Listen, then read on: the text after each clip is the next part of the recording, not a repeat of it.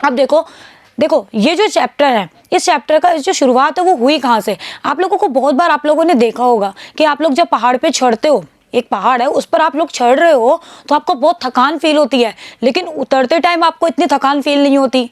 बारिश होती है तो बारिश की जो बूंदें वो नीचे ही आके गिरती हैं, किसी भी चीज़ को आप उछालो तो वो नीचे ही आके गिरती है। ये ऐसे बहुत सारी घटनाएं होती है जो आप लोग दैनिक जीवन में देखते आ रहे हो ना। और इन सबको देखने से आपको एक चीज़ समझ में आ रही है कि पृथ्वी पर कुछ तो ऐसी चीज़ है कि हम किसी भी चीज़ को ऊपर फेंक रहे हैं तो वो वापस नीचे ही आके गिर रही है, होता है ना ऐसा।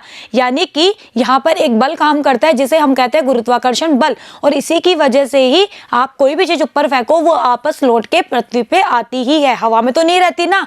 तो ये चीज क्या है, ग्रेविटेशन, जिसको किसने बताया था, न्यूटन ने बताया था ना। न्यूटन सर ने न जाने फिजिक्स में कितनी सारी चीजें हमें ऐसी बताई जो हमारे लिए हमारी दुनिया को समझने के लिए आसान हो गई ना।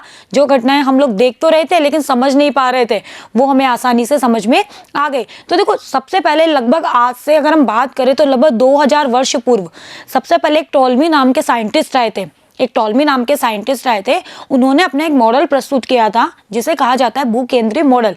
और उस मॉडल के अनुसार उन्होंने ये बताया कि चाहे तारे हो, चाहे ग्रह हो, चाहे सूर्य हो, कुछ भी हो, वे सारे के सारे पृथ्वी के चारों ओर चक्कर लगाते हैं। उन्होंने ये कहा कि ये सारे के सारे पृथ्वी के चारों ओर चक्कर लगाता है। फिर इनका ये मॉडल इतना जटिल था कि इसको समझ नहीं पाए।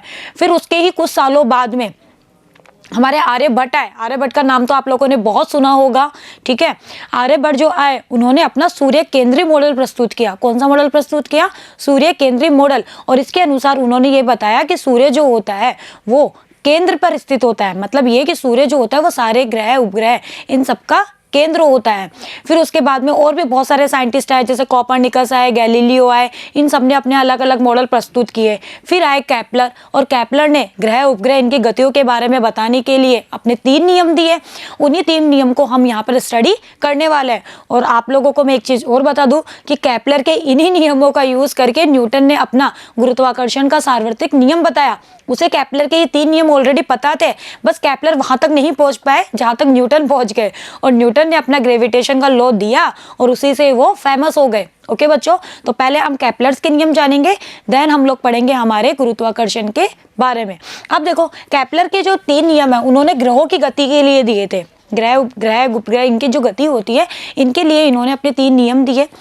माना कि एक ग्रह, इसके लिए हम क्या करते हैं कि हम एक कोई ग्रह ले लेते हैं। हमें अच्छे से पता है कि ग्रह जो होते हैं, सारे के सारे जो ग्रह होते हैं वो सूर्य के चारों ओर चक्कर लगाते हैं ना। ये तो आप जानते भी हो, पृथ्वी भी सूर्य के चारों ओर चक्कर लगाती है ना। तो माना कि एक ग्रह है जो सूर्य के चारों तरफ चक्कर लगाता है, या फिर कोई उपग्रह, और उपग्रह जो होता है वो पृथ्वी के चारों ओर चक्कर लगाता है। ये सब चीजें तो आप लोगों ने पढ़ी भी होगी ना छोटी क्लासेस में। तो या फिर कोई उपग्रह जो पृथ्वी के चारों ओर चक्कर लगाता है, तब इन ग्रहों की जो गति होती है वो किस तरह से होती है, उसके लिए केपलर्स ने अपने 3 नियम प्रतिपादित किए। पहला नियम हम पढ़ते हैं कक्षा का नियम। केपलर का जो फर्स्ट लॉ है वो है कक्षा का नियम। और ये नियम क्या कहता है, ये कहता है कि सारे के सारे जो ग्रह होते हैं वह सूर्य के चारों ओर वृत्तीय या फिर दीर्घ वृत्तीय कक्षाओं में चक्कर लगाते रहते हैं, और सूर्य जो होता है वो इनकी नाभि पर स्थित होता है। ये था केपलर की कक्षा का नियम कि प्रत्येक ग्रह सूर्य के चारों तरफ सूर्य की वृत्तीय या दीर्घ वृत्तीय कक्षाओं में चक्कर लगाता रहता है, और सूर्य दीर्घ वृत्तीय कक्षा के एक फोकस पर स्थित होता है। यद्यपि वृत्तीय पथ दीर्घ वृत्ताकार कक्षा का उपसमुच्चय होता है, ये तो आप जानते ही हो। तो इस तरह से जैसे सूर्य जो होता है वो नाभि पर स्थित होता है, और जो भी ग्रह होते हैं वो इसके चारों ओर चक्कर लगाते रहते हैं। इसे कहते हैं केपलर की कक्षा का नियम, या फिर दीर्घवृत्तीय रूप में ले तो इस तरह से ये चक्कर लगाते रहते हैं। तो फर्स्ट लॉ आपको समझ में आया। वैसे ये चीज़ आप लोग पढ़ चुके हो 10th 9th 10th क्लासेस में भी हम थोड़ा बहुत इनके बारे में पढ़ के आते हैं ना। चलिए अब बात करते हैं केपलर के सेकंड लॉ की, जिसे हम कहते हैं कक्षीय वेग का नियम। क्या कहते हैं बच्चों, कक्षीय वेग का नियम। अब देखो इस नियम को समझने से पहले हम लोग समझेंगे कोणीय संवेग, कि हमारे जो ग्रह है ना उनके कोणीय संवेग संरक्षण का नियम। कोणीय संवेग वगैरह इन सब के बारे में आप लोग लास्ट जो चैप्टर है उसमें बहुत अच्छे से पढ़ के आ चुके हैं, पढ़ा है ना। तो सबसे पहले हम जानते हैं कि कोणीय जो ग्रह हैं उनके लिए कोणीय संवेग संरक्षण का नियम क्या होता है। फिर उसके बाद में हम पढ़ेंगे हमारे कक्षीय वेग के नियम को। देखो कोई भी जो ग्रह होता है वो दीर्घवृत्तीय कक्षा में गति कर रहा है ना। अब दीर्घवृत्तीय कक्षा में गति करता है तो इस पर लगने वाला जो भी ग्रेविटेशन बल होगा या जो भी गुरुत्वीय जो बल होगा वो हमेशा सूर्य के केंद्र से पारित होगा। आप लोग जब आगे पढ़ेंगे ग्रेविटेशन वगैरह के बारे में, हम लोग आगे पढ़ेंगे तो वहाँ हम देखेंगे कि जो ग्रेविटेशन जो फोर्स होता है उसकी जो दिशा होती है वो केंद्र की ओर होती है। ठीक है, ये हम आगे पढ़ेंगे जब हम लोग न्यूटन का सार्वत्रिक नियम पढ़ेंगे। तो जो भी गुरुत्वाकर्षण जो बल होता है वह सूर्य के केंद्र से पारित होगा, क्योंकि ये केंद्रीय बल होता है। हमारा जो ग्रेविटेशन जो फोर्स होता है वो एक सेंट्रल फोर्स होता है और सेंट्रल फोर्स की ये खासियत होती है। ठीक है, अब देखो इस गुरुत्वीय बल पर सूर्य के केंद्र के सापेक्ष कोई भी बल आघूर्ण काम नहीं करेगा। अब ये जो ग्रेविटेशन जो बल लग रहा है या ग्रेविटेशन जो फोर्स यहाँ लग रहा है उस पर सूर्य के केंद्र के सापेक्ष यहाँ पर किसी भी तरह का कोई बल आघूर्ण नहीं होगा। बल आघूर्ण आप लोग पढ़ चुके हो ना लास्ट चैप्टर में, इसलिए हम उसके बारे में ज्यादा डिस्कशन यहाँ पे नहीं करेंगे। ओके, तो यहाँ पर कोई भी बल आघूर्ण काम नहीं करेगा। इसलिए हम क्या कह सकते हैं कि ग्रह का सूर्य के केंद्र के सापेक्ष जब कोई बल आघूर्ण ही नहीं है, तो आप लोगों ने अच्छे से पढ़ा होगा कि बल आघूर्ण जो होता है और कोणीय संवेग जो होता है उनमें एक रिलेशन होता है। हम लोगों ने लास्ट चैप्टर में पढ़ा है, वो क्या होता है, dl/dt, to is equal to dl/dt, ये हमने पढ़ा है। जहाँ L है मेरा कोणीय संवेग और टॉर्क है मेरा बल आघूर्ण। हम कह रहे हैं कि यहाँ पर कोई बल आघूर्ण नहीं है। जब कोई बल आघूर्ण नहीं है तो बताओ इस फॉर्मूले से dl/dt को मैं जीरो कर दूं? भाई बल आघूर्ण टॉर्क जीरो, टॉर्क और dl/dt ये रिलेशन है इनमें, तो ये भी जीरो। जब ये टर्म जीरो, तो आप लोगों ने बहुत बार पढ़ा है फिजिक्स में, बहुत बार हम यूज कर चुके हैं। जब इस तरह का फर्स्ट डेरिवेटिव जीरो आता है, इसका मतलब होता है कि ये क्वांटिटी मेरी कांस्टेंट है, यानी कि नियत है। यानी कि मेरा L क्या आ गया, ये L करिए। देखो कुछ कुछ बुक्स में जे से भी लिखा होता है, कोणीय जो संवेग होता है उसको जे से भी लिखा होता है, एल से भी डिनोट करते हैं। तो आप लोग सिंबल्स को एक ही लेके चलिए, वरना बहुत बार कंफ्यूज हो जाता है। तो ये आ गया dl/dt बराबर जीरो, यानी कि यहाँ से एल चाहे ग्रह हो या सूर्य हो, कोई भी हो, एल उसका नियत होता है, यानी कि इसका कोणीय संवेग संरक्षित होता है। और एल कितना होता है, mvr sin थीटा होता है ना। तो एल कितना है, mvr sin थीटा, यानी कि इसको ऐसे पूरा लिख लीजिए, mvr sin थीटा बराबर कांस्टेंट, एल की वैल्यू यही तो होती है। चलिए, तो हमें इतना तो समझ में आ गया कि ग्रह और उपग्रह जो होते हैं उनके लिए कोणीय जो संवेग होता है वो संरक्षित होता है या फिर ये नियत रहता है। चलिए, इतना हमने पढ़ लिया। अब बात करते हैं हम केपलर के कक्षीय वेग नियम की, क्योंकि अगर हमें ये चीज समझ में आ गई ना कि ग्रह उपग्रह का कोणीय संवेग नियत रहता है, तो हम आसानी से कक्षीय वेग का जो नियम है उसको आसानी से पढ़ सकते हैं। वो क्या, देखो यदि कोई ग्रह सूर्य के चारों ओर घूम रहा है, इतना तो हमने पढ़ा कि जो भी ग्रह होता है वो सूर्य के चारों ओर चक्कर लगाता है, तो इसका जो त्रिज्य सदिश है वो भी घूमेगा। त्रिज्य सदिश क्या, ये तो आप जानते ही हो। जैसे ये मेरा सन है, ये तो है मेरा सन, ये है मेरा कोई भी ग्रह जिसका द्रव्यमान मैंने स्मॉल m माना। अब इससे इसकी जो दूरी होगी उसको हम वेक्टर फॉर्म में लिखेंगे तो वही तो होगी। अब देखो पहले ये यहाँ था, अब ये यहाँ से यहाँ आ गया। भाई ये चक्कर लगा रहा है ना सूर्य के चारों ओर, यहाँ से यहाँ आ गया, तो देखो इसका त्रिज्य सदिश भी तो देखो चेंज हो रहा है ना। पहले ये था, फिर ये हुआ ना, इसका जो त्रिज्य सदिश है वो चेंज हो रहा है ना, तो घूमेगा और यह चित्रानुसार क्षेत्रफल को घेरता जाएगा। तो देखो पहले ये यहाँ था, फिर ये यहाँ है, तो बताओ ये एक क्षेत्रफल घेर रहा है, नहीं घेर रहा, फिर यहाँ आएगा तो और क्षेत्रफल घेरेगा। इस तरह से ये एक क्षेत्रफल को तय करता जाएगा ना। तो उन्होंने इसी के बारे में बताया, केपलर का जो सेकंड लॉ है वो हमें इसी के बारे में बताता है। वो क्या, कि त्रिज्य सदिश r द्वारा तय क्षेत्रफल की जो दर होती है, कि इस r के द्वारा जितना क्षेत्रफल तय किया गया है उसकी जो दर होती है ना वो हमारी नियत होती है।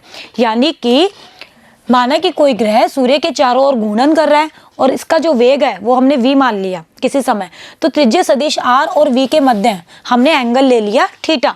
देखिए हमने एंगल कितना ले लिया बच्चों, थीटा ले लिया। अब देखो त्रिज्य सदिश r और वेग v के मध्य अगर एंगल थीटा है तो dt समय में बताओ कितनी दूरी तय करेगा। आपको अच्छे से पता है कि अगर v वेग हो और dt समय में तय की गई दूरी तो कितनी हो जाती है, v dt, होगी नहीं होगी, इतना तो आपको समझ में आ गया। चलिए, इस dt समय में त्रिज्य सदिश द्वारा तय क्षेत्रफल OAB होगा नहीं होगा। अब देखो यहीं से आप बना लीजिए कि इसका जो डायग्राम है ये रहा, इसका जो डायग्राम है वो ये रहा, कि जैसे ये मेरा सन है और यहाँ पर मेरा पार्टिकल या मेरा कोई भी ग्रह है जिसका द्रव्यमान है स्मॉल m, और ये इसकी वेलोसिटी हमने v मान ली, तो और ये मैंने त्रिज्य सदिश और v वेलोसिटी के बीच का एंगल मैंने मान लिया थीटा। तो मुझे ये क्षेत्रफल निकालना है O ओ ए बी, ये पूरा क्षेत्रफल निकालना है, ये लंबवत है। तो एक तरह से आपको ये एक त्रिभुज की तरह ही तो दिखाई देगा, ठीक है। और आपको त्रिभुज का आपको फॉर्मूला पता है, तो बस हम यहाँ पर यही फॉर्मूला अप्लाई करेंगे। त्रिभुज है तो त्रिभुज का जो क्षेत्रफल होता है वो कितना होता है, 1/2 इंटू आधार इंटू ऊंचाई। ऊंचाई कौन सी होती है, लंबवत ऊंचाई। अब आपको लंबवत ऊंचाई चाहिए, आधार तो मेरा आर हो ही गया, लेकिन मुझे लंबवत ऊंचाई चाहिए, यानी कि मुझे ये दूरी चाहिए। तो देखो ये है v D t cos theta, तो बताओ ये कितनी होगी। हम लोगों ने कॉम्पोनेंट्स निकालना हमेशा सीखा है ना। जैसे ये आर है, ये थीटा है, तो इस आर का ये वाला कॉम्पोनेंट होता है आर cos थीटा, और इसके लंबवत होता है आर sin थीटा। तो यहाँ पर ये है वी टी तो हुई, ये वी टी है, तो ये वाला तो हो गया वी डी टी है ये, तो v D t cos theta, तो ये कितना हो गया v D t sin theta. यहाँ साइन कर लेना, हुआ नहीं हुआ, तो लंबवत दूरी कितनी आ गई, V D T sine theta. आधार कितना है इसका, आर। तो बस आप लोग वैल्यू पुट कर दीजिए यहाँ पे। तो डी ए बराबर आ गया 1/2 गुणा आर गुणा v D T sine theta. अब मैंने इस पूरी इक्वेशन को इधर m से गुणा और m से मल्टीप्लाई कर दिया। अब आप सोच रहे होंगे मैंने ऐसा क्यों किया। मैंने ऐसा इसलिए किया क्योंकि अभी अभी हमने कोणीय संवेग पढ़ा ना, और कोणीय संवेग जो L है वो कितना है, mvr साइन थीटा। तो मैं mvr साइन थीटा यानी कि L की फॉर्म में इसको लाना चाह रही हूँ, इसलिए मैंने ऐसा किया। तो देखो mvr साइन थीटा, ये तो बन गया मेरा L, बन गया ना। तो dA, अब देखो सबसे पहले तो आप जो भी आपने dA निकाल लिया ना, इस dA में इस dt को इधर भाग दे दो, इस dt को आप इधर ले आओ। क्यों, क्योंकि मुझे जो क्षेत्रफल है ना उसकी दर निकालनी है। तो आपको पता है कि हमें क्या करना पड़ेगा, dA ओवर dt। तो मैंने यहाँ से पहले dA ओवर dt निकाल लिया, ये आ गया हाफ VR साइन थीटा, और अब इसको m से गुणा और m से भाग कर दिया। जब m से गुणा और m से भाग किया तो यहाँ से dA ओवर dt कितना आया, ये आ गया हाफ mvr साइन थीटा, और एक m नीचे बच गया, बचा नहीं बचा, mvr साइन थीटा मेरा हो गया L, तो ये आ गया L/2m।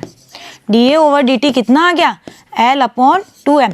अब अभी अभी हम लोग निकाल के आ चुके हैं कि ग्रह हो या सूर्य हो, उसके लिए L कांस्टेंट होता है।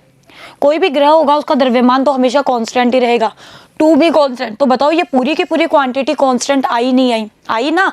जब ये पूरी की पूरी quantity constant I, it means मेरा dA ओवर dt कांस्टेंट आ गया, यानी कि त्रिज्य सदिश के द्वारा जितना क्षेत्रफल तय किया जाता है उसकी दर हमेशा कांस्टेंट रहेगी। यही केपलर का द्वितीय नियम है कि त्रिज्य सदिश के द्वारा ये जो दर है वो हमेशा नियत रहेगी, दर नियत रहेगी।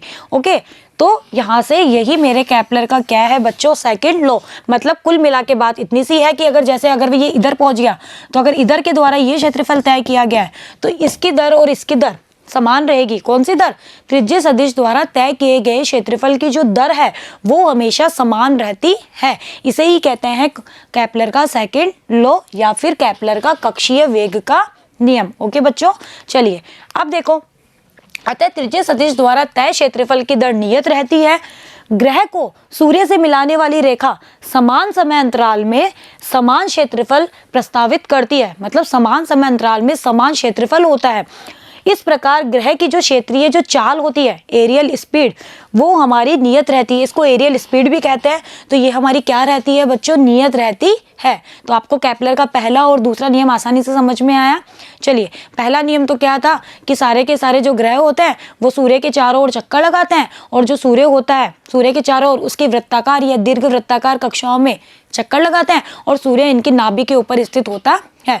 और दूसरा नियम ये था कि ये जो हमारी जो तय क्षेत्रफल त्रिज्य सदिश के द्वारा तय जो क्षेत्रफल होता है उसकी जो दर होती है वो नियत रहती है, और dA ओवर dt वो कितना आता है, L/2m, जो कि हमारा कांस्टेंट रहता है। चलिए अब बात करते हैं केपलर के थर्ड लॉ की। इसे कहते हैं आवर्तकाल का नियम। मतलब इन्होंने आवर्तकाल के बारे में कुछ बताया, इसलिए इस नियम का नाम पड़ गया आवर्तकाल का नियम।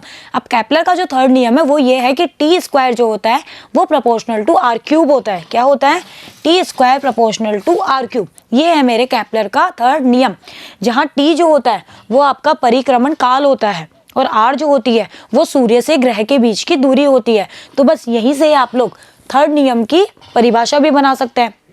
तो देखो, माना पहले हम ये निकालते हैं कि आखिर ये t square proportional to r cube आया कैसे, पहले हम ये फाइंड आउट करते हैं, देन हम इसका स्टेटमेंट लिख लेंगे। देखो, अगर कोई ग्रह सूर्य के चारों ओर वृत्तीय कक्षाओं में चक्कर लगा रहा है, तो आपको अच्छे से पता है कि किसी वृत्त पर चक्कर लगाने के लिए हमारा अभिकेंद्रीय बल बैलेंस होना चाहिए, जो उसके ऊपर और बल लग रहा है। तो यहाँ पर तो गुरुत्वाकर्षण बल लग रहा है, तो अभिकेंद्रीय जो बल है वो किससे बैलेंस होगा? हमारे गुरुत्वाकर्षण बल से। अब गुरुत्वाकर्षण बल का फॉर्मूला हम लोग हमारी आगे वाली वीडियो में निकालेंगे, लेकिन मैं आपको बता देती हूँ वो इतना निकलेगा, G capital M small m upon r square, जहाँ G आपका गुरुत्वाकर्षण नियतांक होता है, कैपिटल M जो होता है वो हमारा जिसके चारों ओर चक्कर लगा रहा है ना, उसका द्रव्यमान होता है। जैसे अगर हम पृथ्वी लगा रहे हैं और पृथ्वी के चारों ओर उपग्रह ले रहे हैं, तो ये पृथ्वी का और ये हमारे उपग्रह का, और r होती है इन दोनों के बीच की दूरी। ये हमारा गुरुत्वाकर्षण बल है, जो हम लोग हमारी आगे वाली वीडियो में पढ़ेंगे। तो ये किससे बैलेंस होना चाहिए? हमारे अभिकेंद्रीय बल से। अभिकेंद्रीय बल हम लोग लास्ट चैप्टर्स में अच्छे से पढ़ के आ चुके हैं। कितना होता है? mv square upon r। यहाँ हमने मान लिया कि हमारा जो भी ग्रह है उसका द्रव्यमान हमने m0 मान लिया, उसकी वेलोसिटी v है, तो m0 v स्क्वायर बटे r किससे बैलेंस होगा? gms, क्योंकि यहाँ सन है इसलिए हमने m की जगह क्या लिया? m ऑफ s, यानी कि सन का द्रव्यमान, m0 यानी कि ग्रह का द्रव्यमान, r इन दोनों के बीच की दूरी। ओके, तो यहाँ से जब आपने सॉल्व किया तो v की वैल्यू निकली कितनी? देखो m0 से m0 कट गया, r से एक r कट गया, v आ गया √gms बाई r, ये v होता है। और ये फॉर्मूला आपको ध्यान भी रखना है, बहुत बार यहाँ से वेलोसिटी से रिलेटेड न्यूमेरिकल्स बन जाते हैं। देखो यहाँ से जो न्यूमेरिकल बनेंगे ना वो बिल्कुल डायरेक्ट फॉर्मूला बेस बनेंगे, आपको सारे फॉर्मूले पता होने चाहिए, साथ ही एक फॉर्मूले को दूसरे फॉर्मूले में कन्वर्ट करना भी आना चाहिए, क्योंकि हम इतने सारे फॉर्मूले याद तो नहीं रख सकते ना। जैसे मान लो आप v का फॉर्मूला भूल गए, तो आप लोग फटाफट निकाल लो, यहाँ से 1 सेकंड का काम है ना, तो आपको निकालना भी आना चाहिए और याद भी होना चाहिए। अब देखो, अगर मुझे वेलोसिटी पता है तो मैं आवर्तकाल नहीं निकाल सकती। आवर्तकाल और वेलोसिटी पे मैंने रिलेशन पढ़ा है कि टी जो होता है वो 2πr अपॉन v होता है ही नहीं होता? 2πr upon v। जब मुझे v मिल गया तो यहाँ वैल्यू पुट कर दो। जब आप वैल्यू पुट करोगे तो आपका t आएगा इतना, 2πr √r अपॉन gms। कितना आएगा? इतना। अब देखो, अगर मैं, ये तो है मेरा t, मुझे चाहिए t स्क्वायर, क्योंकि केपलर का थर्ड लॉ यही तो है टी स्क्वायर, तो आप दोनों तरफ स्क्वायर कर दो। जब आप स्क्वायर करोगे तो यहाँ कितना आ जाएगा? 4π स्क्वायर, यहाँ से ये gms हो जाएगा, रूट हट जाएगा, एक r ये था, r स्क्वायर यहाँ से आएगा और एक r यहाँ से आएगा, ये हो गया r3। देखो 4 भी कांस्टेंट, पाई भी कांस्टेंट, जी भी कांस्टेंट और m ऑफ s सन का द्रव्यमान भी कांस्टेंट। तो बताओ यहाँ से T square proportional to r3 आया नहीं आया? और यही मेरे केपलर का थर्ड लॉ, आवर्तकाल का नियम बन गया। अब आप इसका स्टेटमेंट लिख दो कि ग्रह के परिक्रमण काल, ये ग्रह का परिक्रमण काल है टी, ग्रह के परिक्रमण काल का जो वर्ग होता है वो ग्रह और सूर्य के बीच की जो दूरी होती है उसके घन के समानुपाती होता है, यानी कि t square proportional to r3। r क्या है? ग्रह और सूर्य के बीच की दूरी। तो बस, अतः सूर्य से ग्रह, इसका मतलब क्या हुआ कि जितनी ज्यादा दूरी उतना ही ज्यादा आवर्तकाल। हुआ नहीं हुआ? कि जितनी ज्यादा दूरी होगी ग्रह की सूर्य से, जितनी ज्यादा दूरी होगी उसका आवर्तकाल भी उतना ही ज्यादा होगा। ओके, तो इसीलिए हमारा जो बुध होता है उसका आवर्तकाल तो सबसे कम होता है, और जो नेपच्यून होता है उसका आवर्तकाल सबसे अधिक होता है। बुध का आवर्तकाल सबसे कम, यानी कि वो सूर्य के पास में होगा, और नेपच्यून का आवर्तकाल ज्यादा है, इट मीन्स वो सूर्य से दूर होगा। ओके बच्चों, तो ये थे हमारे केपलर के 3 नियम जो हम लोगों ने बहुत ही अच्छे से पढ़ लिए। अब हम पढ़ेंगे हमारे न्यूटन सर ने जो गुरुत्वाकर्षण का सार्वत्रिक नियम दिया था, वो हम हमारी नेक्स्ट वीडियो में बहुत अच्छे से पढ़ेंगे। यहाँ पर जो भी फॉर्मूले वगैरह निकले हैं उन पर आप लोग न्यूमेरिकल की प्रैक्टिस करिएगा, बहुत ही ईजी से न्यूमेरिकल आते हैं। बाकी जब हम न्यूमेरिकल पोर्शन करेंगे तब इस चैप्टर के न्यूमेरिकल हम करेंगे, लेकिन आप लोग मेरे साथ साथ टॉपिक वाइज टॉपिक ही न्यूमेरिकल को सॉल्व करते रहिए। ओके बच्चों, तो बने रहिएगा मेरे साथ, मिलते हैं नेक्स्ट वीडियो में। Thank you.